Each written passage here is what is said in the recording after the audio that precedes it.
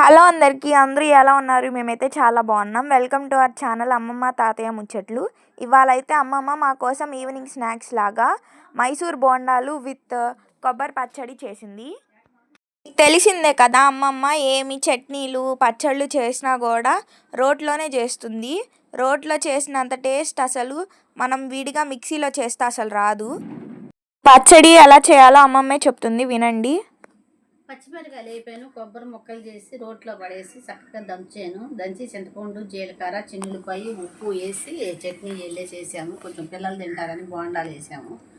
పిండి కొంచెం బీప్ పిండి, కొంచెం మైదా పిండి, కొంచెం పెరుగు, కొంచెం ఉప్పు, కొంచెం సోడా ఉప్పు వేసి చక్కగా కలుపుకొని సాట పెట్టి 2 గంటలు మాది బాగా ఎల్లిపుద్ది చక్కగా ఉంటుంది. అప్పుడు తర్వాత నూనెలో వేసుకోవాలి. అంతంత వేసుకుంటే అంతంత అవుతాయి. పిల్లలు ఇష్టంగా తింటారు. ఎండాకాలం చక్కగా రసం పప్పుచారు అవి పెట్టుకోవాలి. ఆకుకూరలు వండుకుంటే చాలా బాగుంటాయి. పిల్లలు కూడా ఇష్టంగా తింటారు. వేడి చేసిద్ది కదా, వేసవకాలం సమ్మర్ అంటేనే వేడి, పగ్గిలు మండిపోతున్నాయి, బాగా వడగాలి కొడుతుంది. చక్కగా పప్పుచారు, రసము, పచ్చి పులుసు ఇవన్నీ పెట్టుకోవాలి. పిల్లలు ఇష్టంగా తింటారు. ముద్దపప్పు, ములకాకు పప్పు అన్నీ వండుతాను మా పిల్లలకి. చక్కగా పనుగంటాకు కూర కూడా వండుతాను. పిల్లలు ఇష్టంగా తింటారు.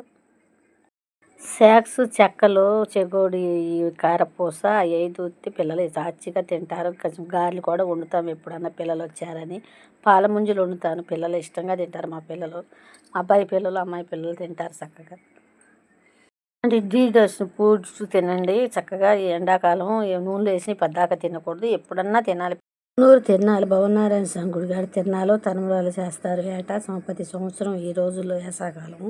అవి చూడండి, మేము మాకు సబ్స్క్రైబ్ చేయండి, వీడియోస్ చూడండి బాగా.